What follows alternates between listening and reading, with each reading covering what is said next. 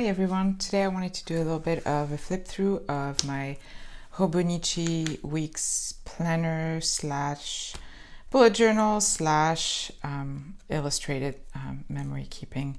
So it's a movement, so I didn't do anything to the front because I don't want to ruin it. I have one of Brie, a documented journey stickers here.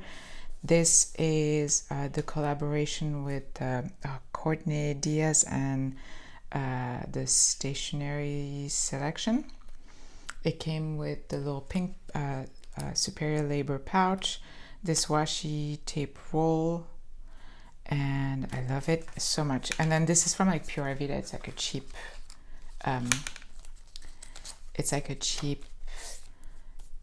jewelry store, and they send stickers with it. So in there I track my videos, although I think I forgot to write the last one I posted. I track them on the monthly too, so usually I can find, and then I can always look on the app and see when I posted it. So my monthly has everything, not my to-dos per se, but sometimes it does. It's mostly what I did during the day. I keep it very colorful. I use either the Papermate, lately it's been the Papermate, or the Zebra Sarasa clip pen, which are both great. I think this one is less, like if you don't like that rippling feeling from the pen, I actually do like that. But with this, you won't get that. With the Zebra Sarasa clip pen, you will, because it's more of a pen. Yeah, I really love my monthlies. It's kind of where I can see what's going on, and this is basically where the future planning happens, which ends up being a little messy sometimes. Like I had this whole thing planned and now things are changing, so it's all always like that.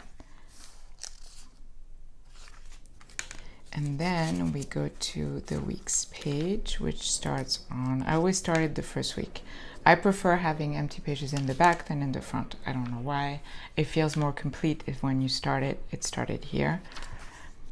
Oh, this was like a pop-up store at this mall called the Americana, and if it was Stranger Things, and they had like a room with this coming off the wall. It was really cool. Of course, my kids loved it. So the way I used to work it is I kind of had my things I wanted to do or things I was doing, and then I go through my phone to see like the pictures I took that week, and I'll draw a selection of them. So some weeks, especially during the pandemic, it started getting a little more empty. Some weeks are more empty, and also I have, it's a little bit redundant, but I have my daily illustrated journal. So a lot of the times though, I noticed if I really love a picture, it'll end up here and in the daily. It gives me a second chance to do it. So as you know, if you've been watching my videos, I used to be very minimalist. I had this, but I also had like another Hobonichi weeks where I put like all my homeworks and to-dos, and it worked at first and then it didn't. So I decided to change things up once I got overwhelmed once again. This was a busy week. My daughter turned 11. It was really fun. This was another busy week. I saw a lot of my friends, went paddleboarding, had an underwater shoot. I can remember things just by seeing the drawings, which is the really fun part. I mean, you have that with photos, but this is just a little bit different. And sometimes they're just moments. Like this week I just have that. And for a little bit I thought I was going to watercolor the rest, but I actually like it this way. It pops out. Often I don't color my cats. I had my tracker here for a while for my workouts, and I think then I started doing a little more tracking here. I've been going back and forth. I'll show you.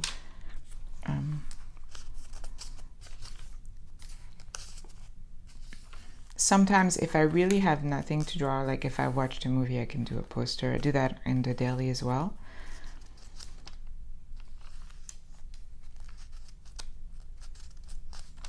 In that same, we went to the zoo and it's just like the drawings as is, so I left it that way.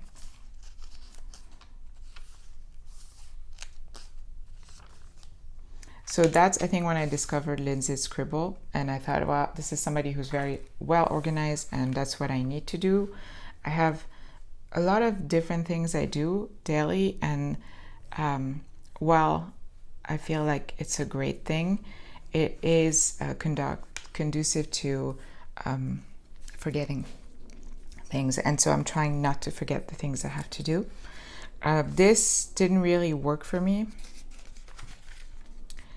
because little by little I was missing my space for drawing, and then it felt really busy.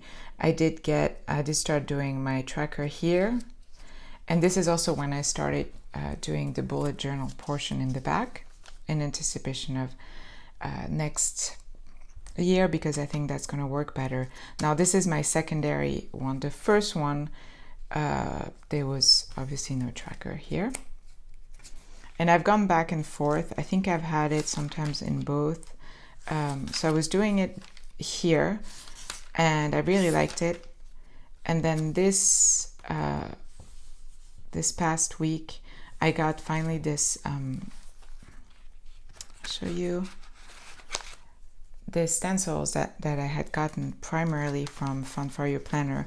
And once I put it here, I was like, you know, I do prefer having it on the week. So I'll show you a little bit the difference, because while I'll show you.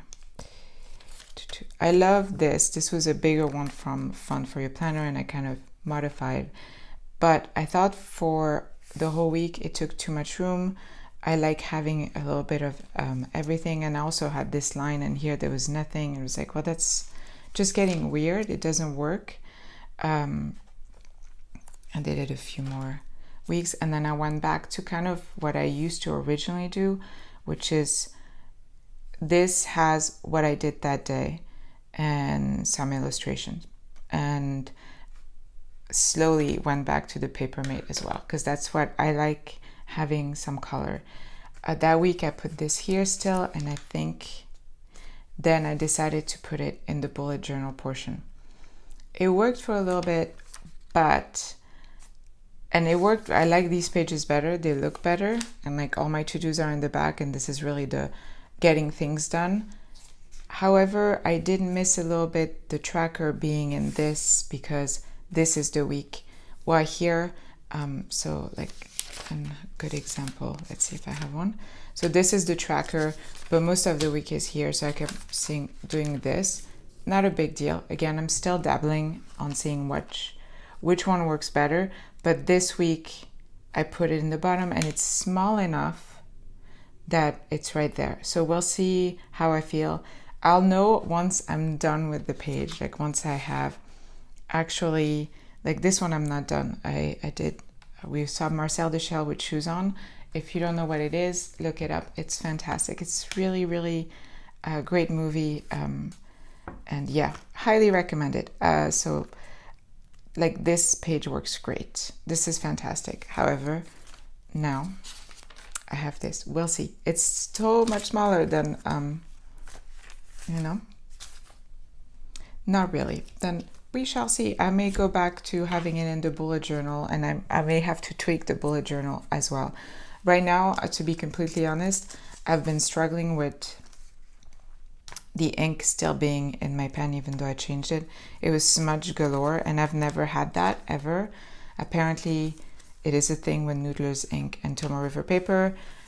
You know, I should have done my research, I guess, before I got this ink. But in general, I love the Hobonichi Weeks. It's a perfect everything planner. I'm really looking forward to having the Mega for obvious reasons, right? Because then everything will be in the back pages, and